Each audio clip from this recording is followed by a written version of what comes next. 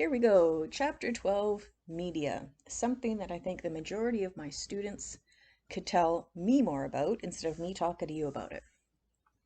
Now, when rock and roll first emerged in the 1950s, it caused the biggest generational gap up until then between youth and adults. And we listen to it now and frankly just cannot quite figure out what the big deal was. It's just music. You might like it or not like it, but it's just music, no big deal. And your text includes a section talking about Elvis Presley, his popularity, why he was so popular, and how the conservative establishment, comprised mainly of adults of an older generation, thought his music and dancing was horrible and a bad influence on young people. At the time, however, a few years after World War II, rock and roll wasn't just a new style of music, it truly had an enormous transformative effect on society. It affected language and attitudes and fashion and daily life. It gave young people a genre of music and a style and a culture and created an identity that was theirs alone. So it really created a real divide between young people and their parents who simply could not understand or relate in any way to something that was altering society in such a significant manner and creating such a different world to grow up in. The advent of technology, specifically social media, has been compared to the advent of rock and roll in exactly the same manner because it's created a completely different world than the one their parents grew up in, not just in regards to music and how young people spend their leisure time in virtually every way I can think of. Technology affects methods of communication, expectations with communication, identity, people's sense of self, our education system, our social system, and virtually every part of our daily life. Technology has created the greatest generational divide since the advent of rock and roll. And since I work with hundreds of adolescents and emerging adults every year, I'll try to talk to them about this, and I try to do what I can to encourage them to imagine their life without a cell phone or laptop. Now, it helps that I actually attended Nipissing as a student for my undergrad, so I can talk to them about whatever classroom we're in and the differences. If we're in A137, which is a lecture room, I'll tell them when I had classes in this room, we still had payphones in the halls. There was one right outside this room, and you had to wait until between classes to communicate with somebody, and you had to have a quarter to do it. Now, I'm not naive. I know that now in class, students text or instant message or tweet or whatever the very second they think of doing so. Many are communicating with other students in class constantly. There's no waiting, it's just instant. I talked to them about how it used to be different when you had to write a paper. You had to actually physically go to the library and look in the card catalog, flip through it, find out where the journal is that you wanted, then go find the journal and either read and take notes for the information you wanted or photocopy the article, which also meant having to physically do it in person. You had to go by the library hours. You couldn't just sit down on your couch and do it whenever you wanted. I tell them that there were no PowerPoints, no presentations, no smart boards. You simply sat and looked at the professor and took notes, which also meant you had to pay a lot closer attention since you didn't have anything written on a slide to refer to. And I'll be honest, more than once I've had to ask students in class to help me with the technology in the room, or even my own cell phone. And we tend to joke about this, that adults of my generation, I was born in 71 and graduated high school in 1989, always need help with their cell phones or their computers, even to do the simplest things that adolescents and even children have absolutely no problem with. In grade 10 and 11 in high school in the 80s, my computer class consisted of learning basic DOS programming, and that was it. And yes, this is DOS programming. And we still had typing classes that used actual typewriters. But because currently our adolescents are growing up with the technology and advanced media, using it is as normal and simple as just getting out of bed every morning. Because since the time they were born, our current generation's daily life has been affected by media, TV, music, movies, and particularly the internet, at least in developed countries. Even something as simple as TV, differences in TV, which is not usually the first example we think of when it comes to advances in technology because it's been around for decades. But there have been significant changes with this medium. When I was growing up, Saturdays were all about Saturday morning cartoons, and this is an example of the lineup for Saturday morning cartoons. Why was it so important? Because we didn't have cartoons available to us every day, much less a variety of channels that only broadcast cartoons 24 hours a day. In the 70s and 80s in Canada, every day there would be one episode of a few shows. So maybe Sesame Street or Captain Kangaroo or maybe Dress Up. You might have maybe 2 hours of children's TV per day. So we had The Friendly Giant in Ontario, and that was maybe a 20-minute show. We had Mr. Dress Up, who totally rocks. I loved Mr. Dress Up. Even though as an adult, I look at the puppet now and I think the puppet of a little boy is a little spooky. We had Mr. Dress Up. And my personal favorite, we had Hammy Hamster, also known as Tales of the Riverbank, where they actually used live animals to do things. And we now know that they used peanut butter to get them to follow the peanut butter and do what they were supposed to do. But I also want you to remember, we didn't have recording devices. So if you missed it, you were out of luck. And you couldn't pause the show to go to the bathroom or get something to eat. So for my generation, this is why Saturday morning cartoons on TV were such a huge deal. Compare that to the plethora of TV channels specifically devoted to children, all of which run 24 hours a day, and you can record them. So even though TV is not the first medium of media we usually think of in terms of affecting children and adolescents when we think of technology, our mind usually jumps straight to the internet.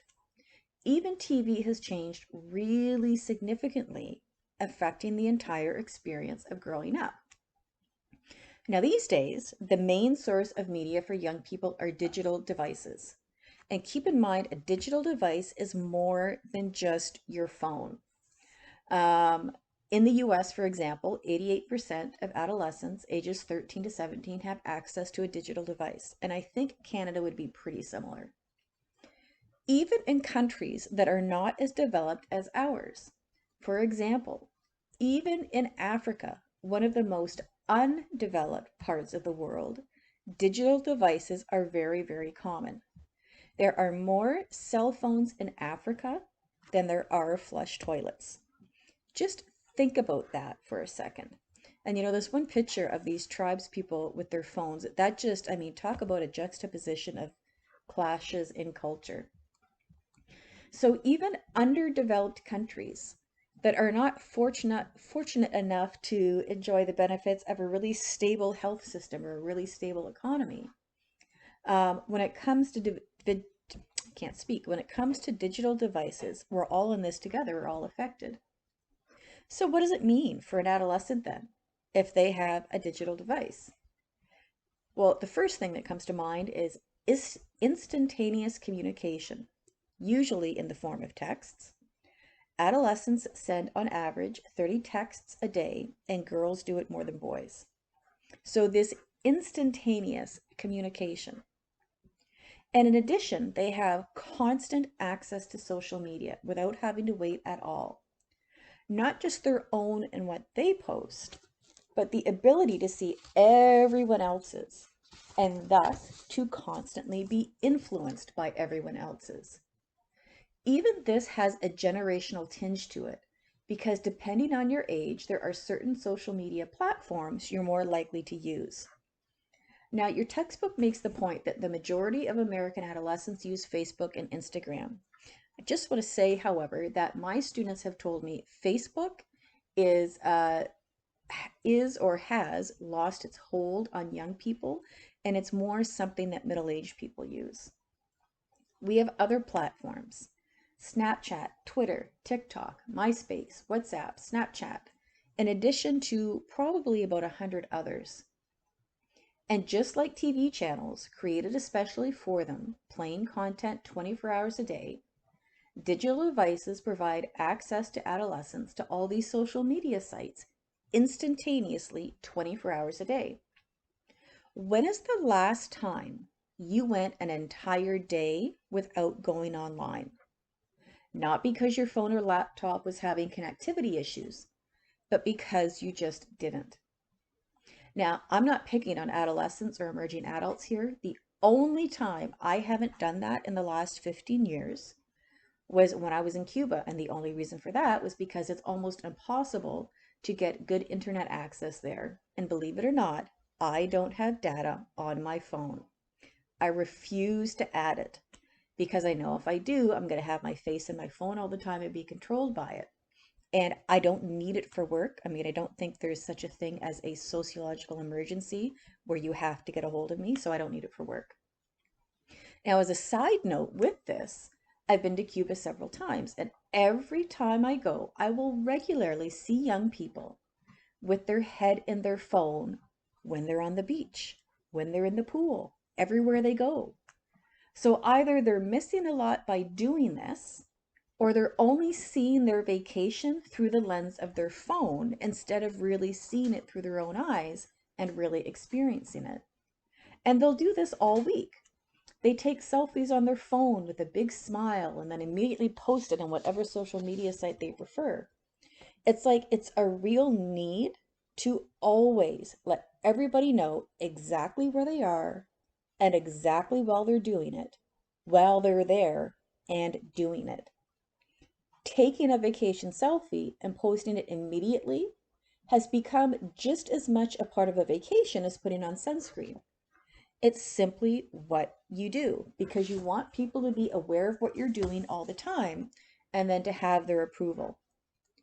So, in other words, digital devices and social media are often at the very center of an adolescent's life. So, I'll be honest with you, I have never been on Instagram. But apparently, according to the text, Instagram, along with Facebook, are the two most used social media platforms by adolescents. I guess I'm just not hip enough. I don't know. I have enough going on. You know, it's like when somebody tells you, oh, you should really start watching this new TV series. You'd really, really like it. And I tell them, you know, I only have so much time available in my viewing schedule, so I just can't fit that in. Anyways, digital devices and social media are often at the very center of an adolescent's daily life. Now, absolutely many adults do the same, but this is a particularly strong tendency with adolescents, which makes you wonder, can the other kinds of media even compete with the internet at this point? How can there be room for anything else? But there is. Adolescents still watch a lot of TV, on average 2 to 3 hours a day. Keeping in mind, it might not be in an actual television set, it may be on their laptop or phone or iPad, but they're still watching a TV show. Music is part of media, and adolescents and emerging adults consume a lot of music, especially since you no longer need a separate device to do it, you can just use your phone. And then there's books and magazines and newspapers.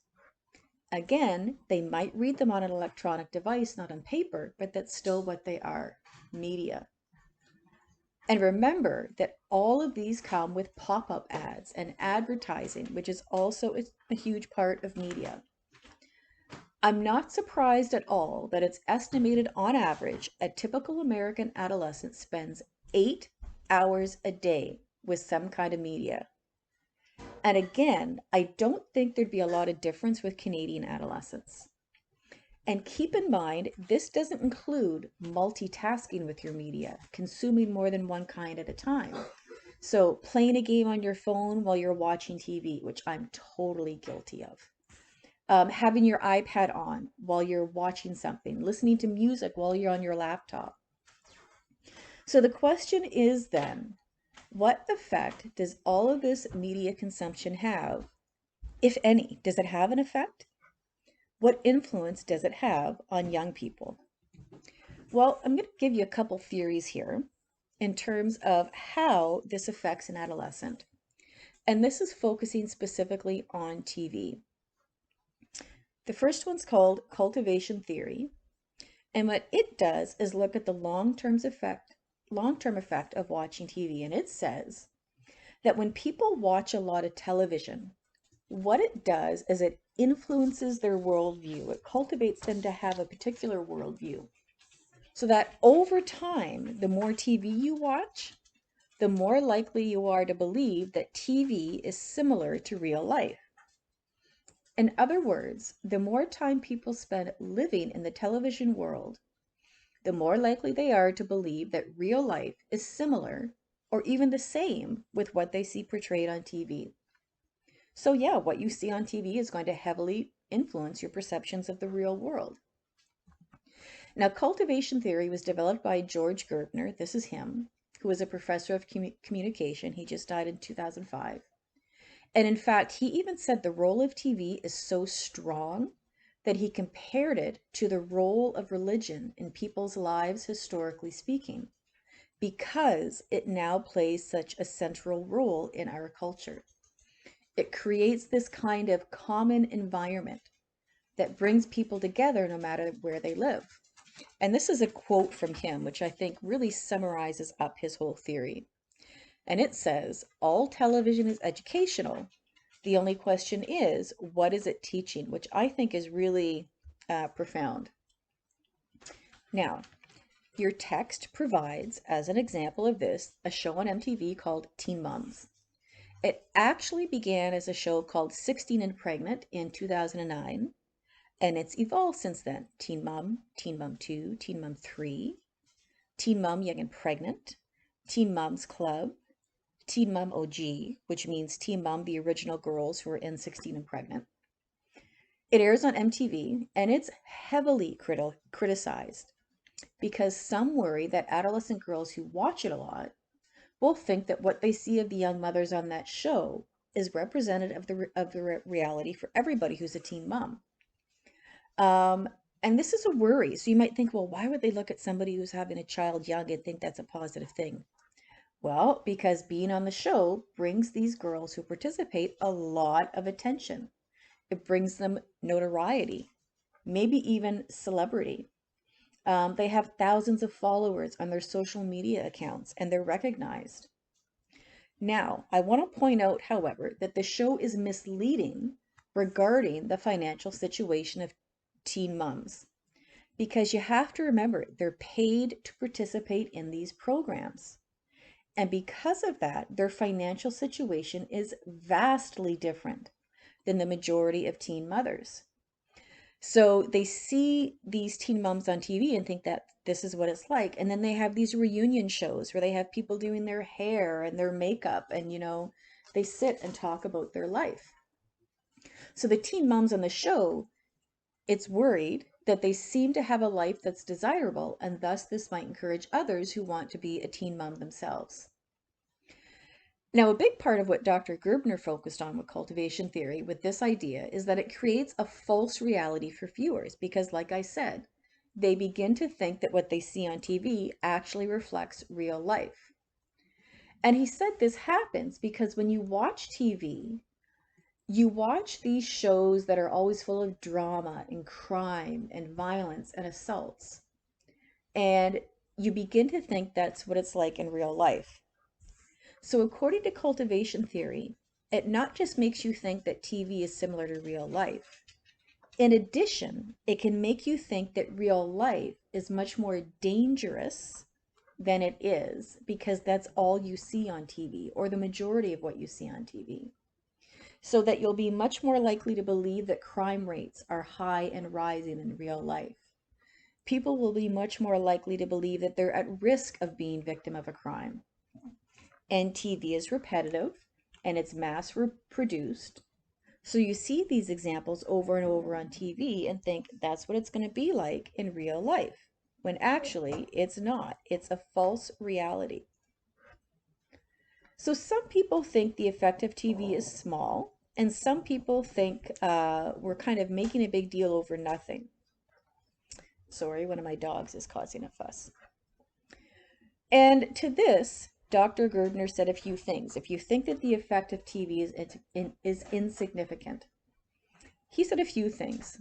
One that he said was, the effect of TV might be small, but it's constant. It's always there. It's pervasive. And because the effect of TV is constant, it's going to have a long-term effect. And in addition, even if the effect is small, it's going to have a significant effect over time. And he used the example of an iceberg as well as the example of an election to demonstrate this point. He said, when you think of the effect temperature has on an iceberg, just a few degrees can lead to an ice age. So the effect might be small, but it's going to have a significant effect over time. And if you think of an election, the outcome of an election can be determined from a very, very slight margin, maybe 1 or 2 votes. So even if it's small, over time, the influence is significant. So what seems for all intents and purposes to be a pretty small influence in terms of TV can, in the long run, have a larger effect. And what he meant was, even if TV doesn't immediately influence somebody, it's the steady diet of TV that does, the repetitiveness. So watching TV over time affects our perception of the world around us. And that is cultivation theory. Another theory that we're going to look at is social learning theory, which, whether you've heard of this or not, whether you've heard of Albert Bandura or not, I guarantee you're familiar with the basis of what this theory says. It looks at media influence, and what social learning theory essentially says is that people will imitate the behaviors that they see modeled for them. That's it. Albert Bandura is actually half Canadian. He's American and Canadian. He was born in a tiny little town in Alberta and did his undergrad at the University of British Columbia. And he developed social learning theory. Very, very straightforward. Behaviors can be acquired by observing and then imitating others. So in regards to TV, when you watch TV, the people on it are actually modeling behavior for you. You might not realize that's what you're getting for it, and that might not be their intention, but that's what's happening. And you'll hear parents make comments that support social learning theory all the time, whether they realize that's what they're doing or not, whether it's in regard to TV or not. So parents are careful about what they say and how they say it in front of little kids. And they'll say, be careful, there's little ears in the room, because they don't want the kids learning to speak that way. Well, that's social learning theory. When parents make comments like this, they're essentially saying they believe that in social learning theory, and that you should always set a good example for your children. And sometimes you'll hear children demonstrate from what they've learned from observing others, so that they'll drop the F-bomb or something, and the parent is mortally embarrassed because it's social learning theory. They've learned it from watching and listening to others. Another example is when a parent says they don't want their child to watch a movie or a TV show because they think it's going to have a bad influence on them, or playing violent video games. So with social learning theory, Albert Bandura is probably best known for his Bobo doll experiments that took place in the 60s. And the textbook doesn't go into great deal about this. I am, because it's really applicable to what we're discussing later on in the chapter. And even though the experiments dealt more with children, not adolescents, the results of them are still very applicable now with what we're talking about. So the purpose of his study was to study children's behavior after they watched an adult acting aggressively towards a Bobo doll. And these are not very popular anymore. You can see a picture of one here. I vaguely remember having one when I was smaller. Mine looked like a clown, which is probably why I hate clowns now. And Bandura's experiment was not quite as straightforward as this. He was measuring various aspects of the children's observable behavior. But what the experiments are most remembered for is that they generally measured children's behavior after seeing an adult be rewarded or punished or experience no consequence at all for good or bad behavior. Either they physically abuse the Bobo doll or they don't. So in other words, if they see somebody else act in a violent manner, will that encourage them to also act in a violent manner themselves? Would these children learn from observing, imitating, and modeling? And in his first set of experiments, they took place in 1961, and there were 36 boys and 36 girls from the Stanford University Nursery School, all between the ages of 3 and 5.5. So I know they're younger than adolescents, but it's still applicable here. In the first group, they were exposed to an aggressive adult model. In the second group, they were exposed to a non-aggressive adult model. And then the third group were the control group, who were not exposed to either. All the groups of children were equally made up of males and females, so that cancels out gender as a possible factor that would affect the results, which is really important. And in addition, the adult models were male or female, which also eliminates gender from the equation as a possible reason for behavior. And something else that's really important to know is that each child was exposed to the scenario individually. They were not in a group with others when the experiment occurred, so that they wouldn't be influenced by the others or distracted by the others. So you can also eliminate peer influence as a possible factor for explaining their behavior. And if you've ever seen a group of kids playing in the same area, you know that this is really important. You want to establish that they're acting on their own. So the first part of the experiment involved bringing a child and the adult model into a playroom, where the child was seated in one corner filled with things they could play with, like stickers and stamps.